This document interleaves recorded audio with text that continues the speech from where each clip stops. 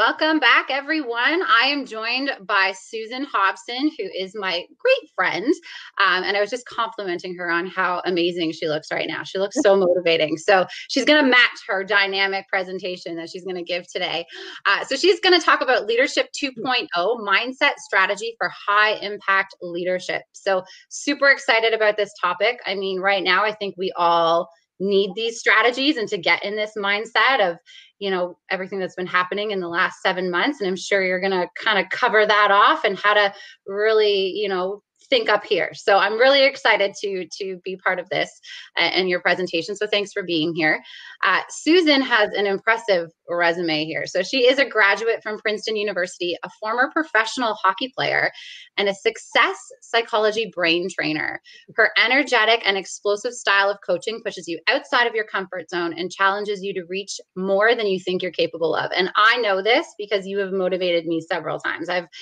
She's not just a friend, she is like ultimate motivator. So Susan's continual guidance and support allows you to take risks you wouldn't dare to take on your own or even think of taking in the first place. So you can tell by your background of all of your quotes there that you're ready to inspire. So looking forward to it. Thank you so much for being here. And I will leave it to you to really inspire us. Thank you, Rachel. Always a pleasure hang out with all of you here today. Back in the ring. I hope everybody has got a pen and paper, buckle your seatbelts, and let's get ready to launch. So yeah, I'm Susan Hobson. I'm a leadership mindset coach, as Rachel was so kind to introduce me as, and I'm on a mission to help leaders play their biggest impact game. And yeah, my specialty is in this whole field of mindset strategy architecture, which essentially just means that I teach my leaders how to think strategically about growth so that they can be that powerful catalyst or stimulus, not only to their own growth, but to the growth of their people and their organizations too.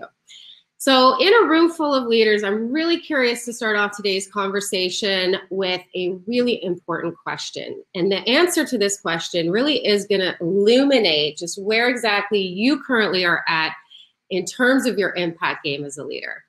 So the question I have for you is this: what does leadership mean to you?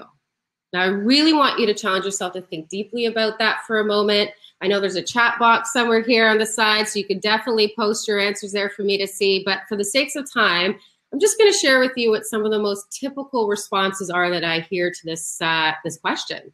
I hear, I'm responsible for managing people.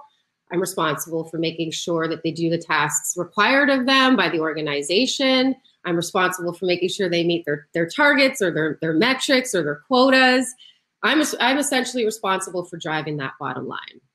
So if this or any of these answers resonated with your answer, your definition for leadership and what it means, I'd like to really challenge those beliefs today as your resident mindset brain trainer.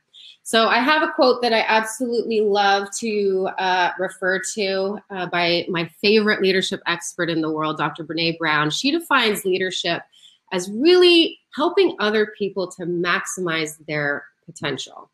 I love this definition because it completely resonates with my core beliefs about what leadership it really means and is all about. But it also aligns with this purpose-driven mission that I'm on here in my own lane as a leader in my own life and business. Leadership isn't really about management. It's not about getting people to do what you need them to do. It's about supporting and empowering their growth. So I really want to challenge us to think about leadership in that way today. Whether you have the corner office or not, right? This definition really suggests that we're all leaders, right? In our businesses, yes, for sure, but also in our homes and in our communities, because yeah, how we feel in our own experience of our growth obviously has a huge ripple effect in all of those environments to the people that we serve. Therefore, the beliefs about leadership that you hold are really going to do an awesome job of predicting just how much of your impact game you're going to realize, via the ripple effect that ensues from how you choose to show up in the world. So let's start to unpack this a little bit further today by getting into alignment about why we're here.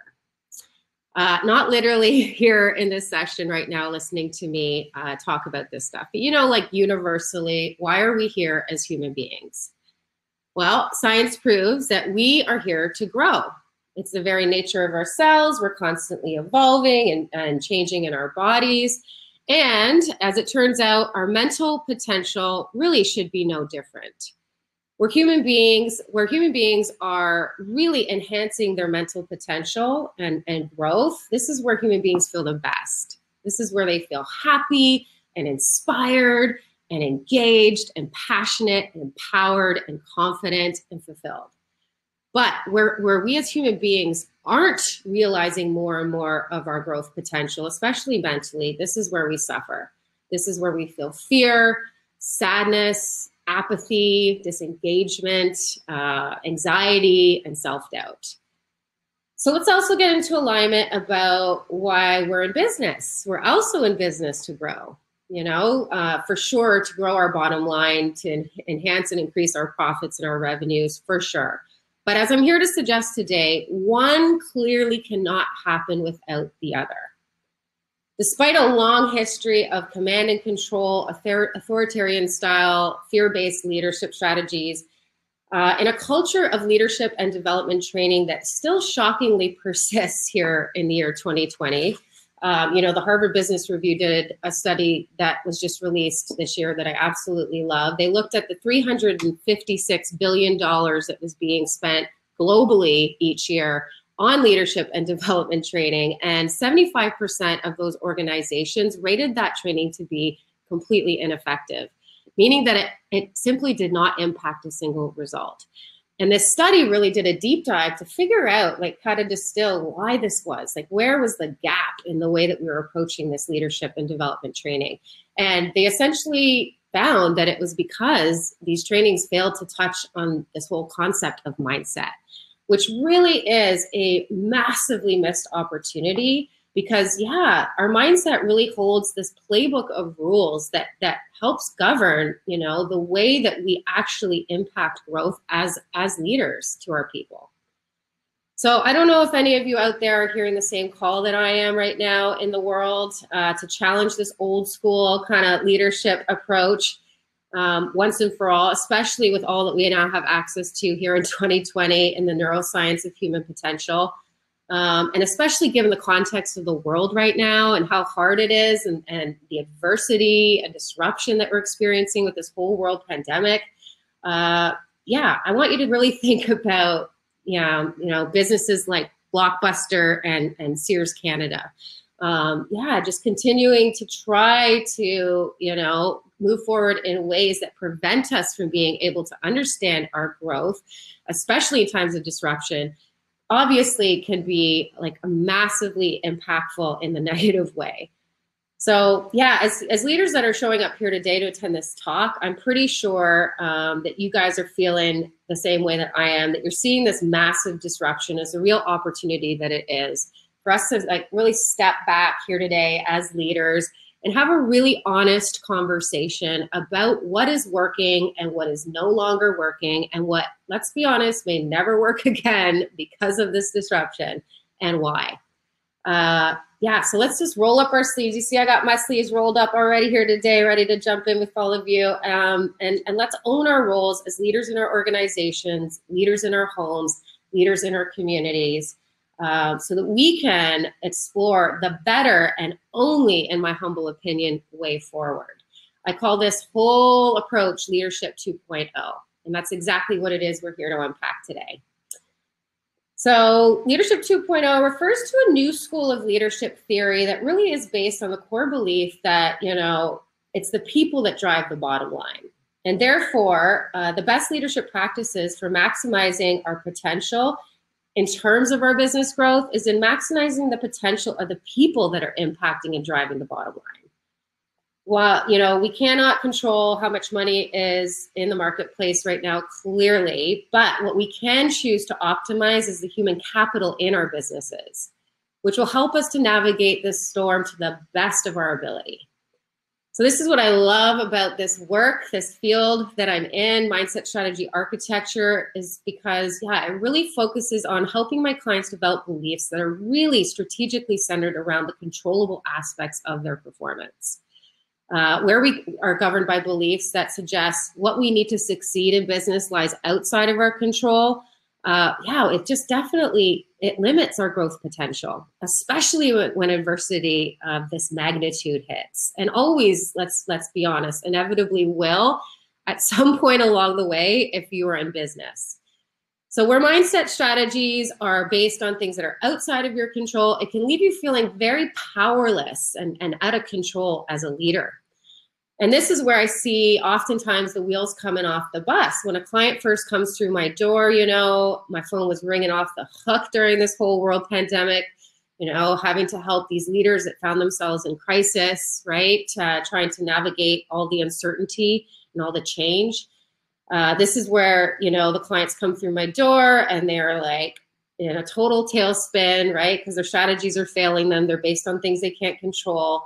And it leaves them feeling very powerless. I saw a lot of rage, a lot of anxiety, a lot of frustration, just a lot of really unresourcefulness going on in the clients that I work with.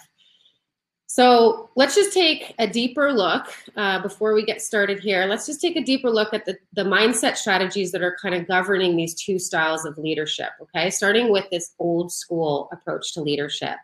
This style of leadership relies on extremely externally based mindset strategies, which make up something called the fixed mindset, which is a theory based on the research of Dr. Carol Dweck. If you guys haven't heard of her, I highly suggest you looking up her research. She wrote a book called The Growth Mindset. We're going to unpack and explore that a little bit here today, but if you're curious to learn more, I would suggest that as a resource after this event for you. This is a mindset, this fixed mindset, starting with old school leadership, is really a mindset that is based on the belief that our potential for growth is fixed or finite, meaning that it really can't improve that much beyond a certain age, usually beyond our school age years. It's a mindset that is governed by fear-based strategies like command and control style leadership practices and perfectionism, both of which, by the way, completely annihilate your growth and the growth of your people and your organization. Because of these beliefs, this mindset runs on a ton of anxiety behind the gates, which tends to make these leaders put more pressure, apply more pressure on their people as a means of trying to control the output. These fear-based strategies are based on scarcity beliefs that suggest that there's never enough, which creates these really low trust, high fear environments that basically, you know, cultivate a very low level of psychological safety. That create a low level of psychological safety in organizations. So yeah, where a culture, which can create a culture that doesn't really foster real and honest feedback, which really can handicap our capacity for effective communication and problem solving, which again is an essential requisite strategy in terms of how we're able to adapt and pivot amongst the adversity and the storm. So this also further cripples a business's growth because listening to real, honest feedback is the only way that we can really learn from our mistakes and really offer the proper support that will prevent these mistakes from ever happening again. You know, because perfection is the goal in this mindset, mistakes are often punished or penalized, which creates a ton of disengagement and shame in your people. These high fear, low trust cultures tend to lead to making even more mistakes, you know, making and taking more shortcuts, even covering up more of the critical growth intel that's hiding out behind the mistakes that are being made. The goal of this mindset is always getting it right versus learning how to make it better. You know, always getting it right, when you even think about that as like a goal that we can't often control, especially when we're in these kind of uncertain waters. So yeah, obviously, because that's a goal we can't always reach, it oftentimes can leave the leader feeling even more powerless and the people on the team even feeling more afraid. It's a destabilizer. Most importantly, it's dehumanizing to the people that are suffering because of this broken, unsustainable leadership strategy. A leader in an organization that allows leaders to govern in this fear-based way where the value is placed on the bottom line over the people that are driving the bottom line or responsible for driving that, is a dangerous path. It's a crash course trajectory. Please hear me now when I say this is absolutely a broken, unsustainable strategy, and is definitely just not the way forward. It creates a ton of disengagement, burnout, and just suffering mentally, emotionally, and physically, not only for the leader, but for the people in the organization as well. In a nutshell, this is what low impact leadership looks like. Low trust, high fear cultures that lack the psychological safety necessary to empower people to speak up, to be able to think creatively and outside the box where innovation is going to happen, where they could possibly find the right pivot or adaptation or solution.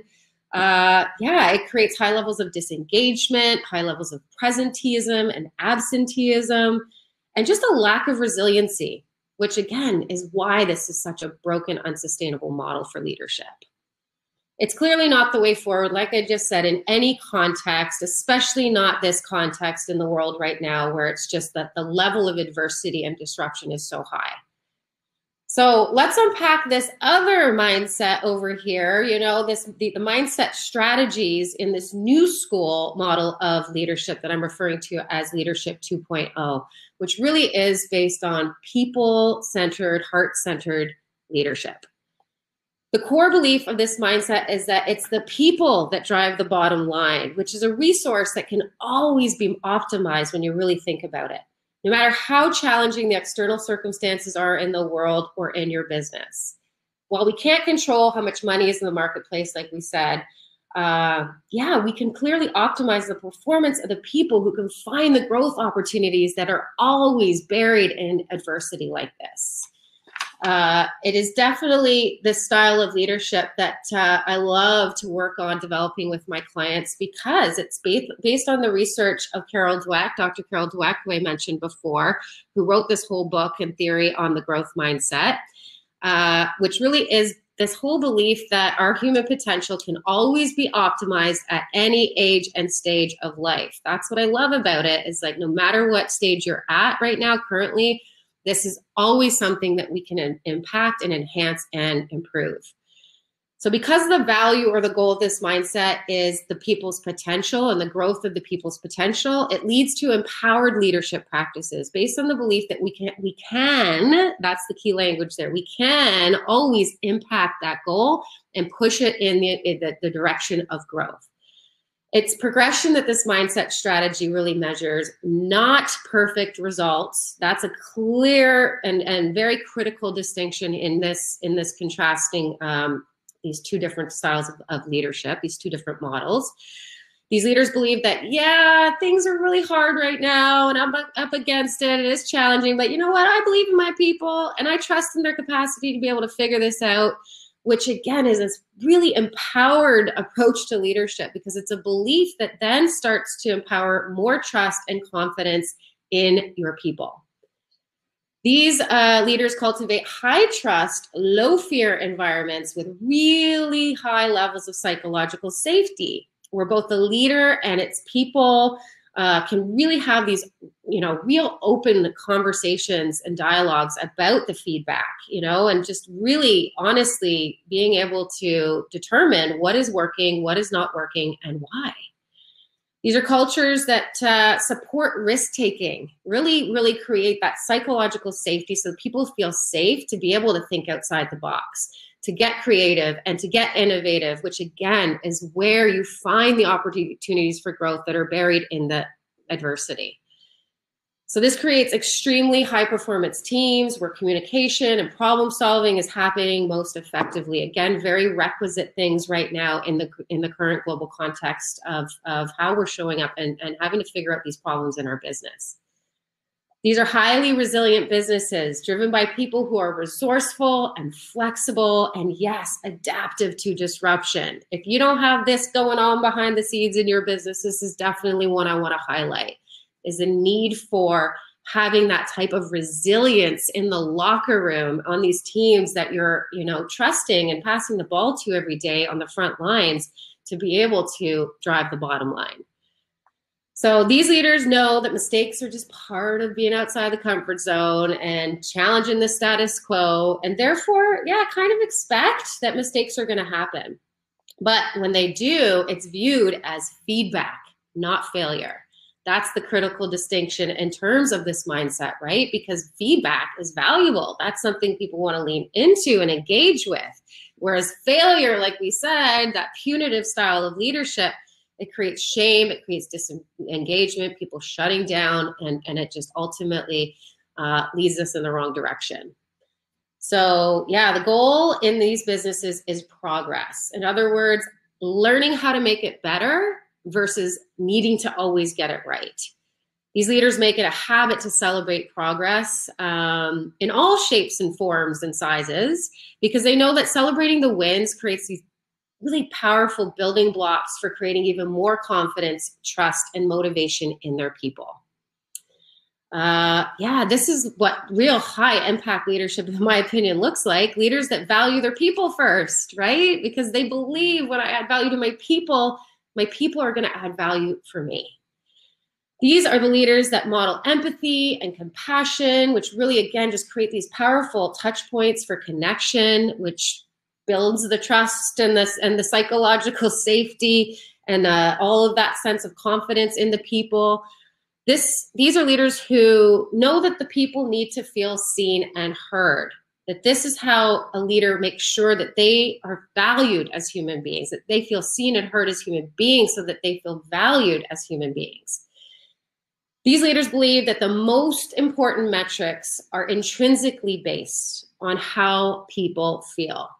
Number one, because it's the biggest predictor of both how much growth you're going to realize as a leader and how much growth your people are going to realize, which again, number two, is how we really create this highly sustainable strategy for maximizing our rate of growth as a business over time.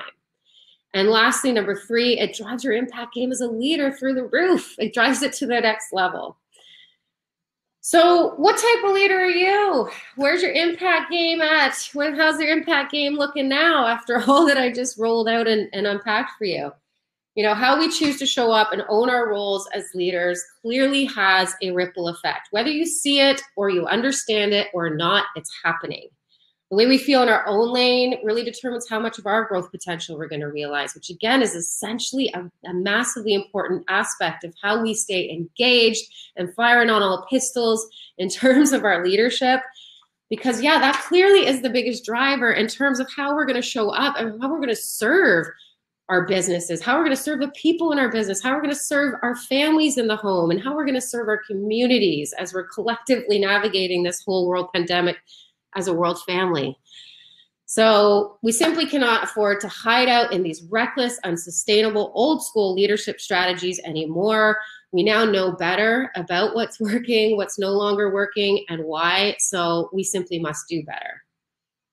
One of the biggest silver linings I see in all this disruption that's happening in the world right now, navigating this world pandemic, is that it's really highlighting and bringing to the surface where the cracks in our leadership are concerned. And nothing fulfills me more than watching these leaders that I work with every day being able to really challenge themselves to own their role in their impact game so they can level up their mindset strategies and lead in this 2.0 leadership way.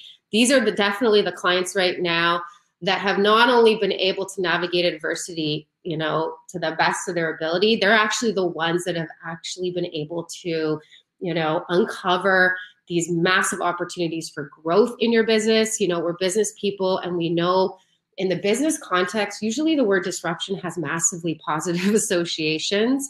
It's like where we identify a gap in terms of the marketplace, we could slide our resources over that way to the gap, and it really represents an opportunity to massively accelerate our ROI, right? Well, as I'm here to suggest today, this really is the disruption I'm seeing in the world right now, where we're able to disrupt what is no longer working, what probably may never work again, so that we can we can really capitalize on the opportunity of this disruption.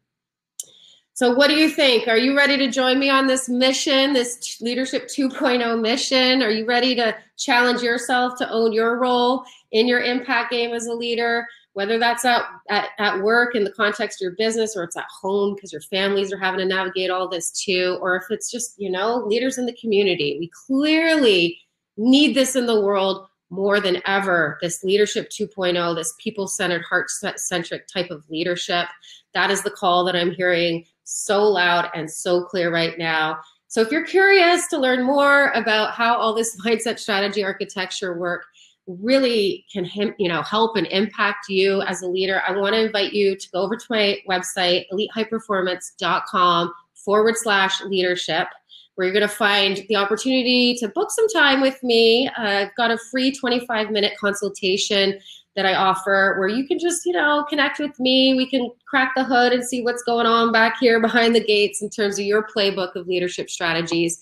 And we can just discover where there might be some real opportunities for growth.